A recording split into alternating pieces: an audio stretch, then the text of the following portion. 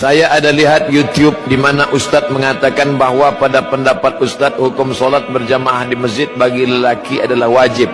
Ustadz telah memberikan 5 dalilnya. Namun ada juga pendapat yang mengatakan ianya sunat muakkad. Adakah ini boleh dianggap sebagai sebuah khilafiyah? Menurut mazhab Syafi'i sunat.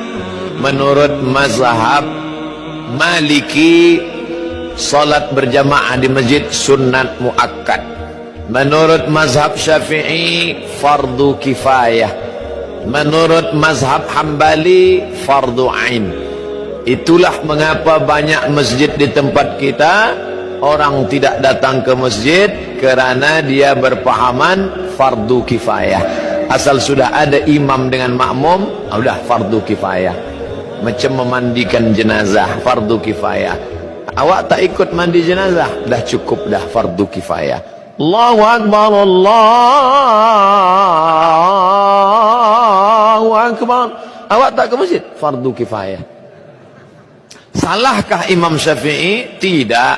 Kerana masa itu masjid kecil orang banyak, maka cukuplah yang ada di dalam masjid itu saja. Sekarang terbalik, masjid besar orang tak ada.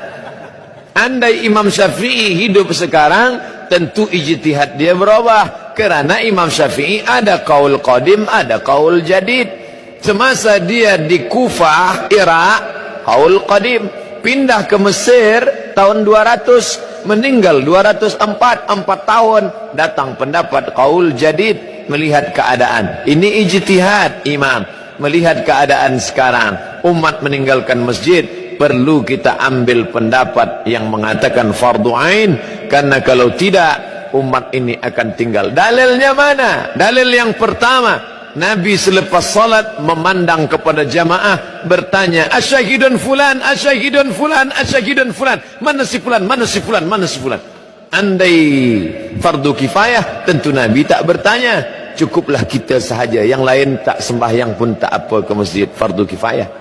2, Nabi mengancam, layan tahyanna, mereka yang tidak sembahyang ke masjid, layan tahyanna, berhenti, jangan lagi buat sembahyang di rumah. Kalau mereka tetap buat sembahyang di rumah, la uharriqanna alaihim buyutahum, aku akan bakar rumah mereka. Ini wa'id menurut ilmu usul fiqh.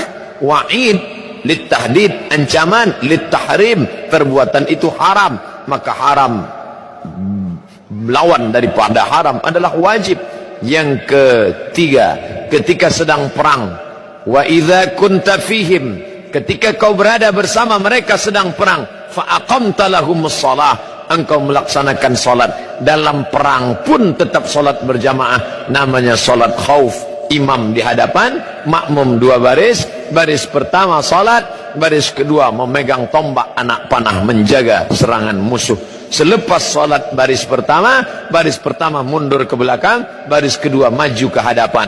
Sedangkan perang pun tetap salat berjamaah, apalagi tidak perang. Dalil yang keempat, Nabi SAW didatangi oleh Abdullah bin Ummi Maktum. Ya Rasulullah, izinkan aku salat di rumah, kerana ana dharir, buta, laisa li qaidun yaquduni, tak ada orang yang dapat membimbing membawa aku ke masjid. Nabi bertanya, atasma'un nida, apakah telingamu mendengar suara azan? Itu menunjukkan orang yang buta tak dapat melihat jalan. Bila dia mendengar, dia tahu di mana letak masjid kerana telinganya tajam. Oh, di sana letak masjid. Apakah kau dengar suara azan? Ya, datanglah ke tempat itu kalau kau mampu. Maka kalau orang buta saja, Abdullah bin Ummi Maktum tua, buta, tak ada yang membimbing, tetap disuruh Nabi. Apalagi yang sehat wal afiat. Cukup satu dalil bagi orang yang mau menerima kebenaran, tapi 1001 hujah untuk menolak bagi yang bukan mencari kebenaran, tapi hidupnya mencari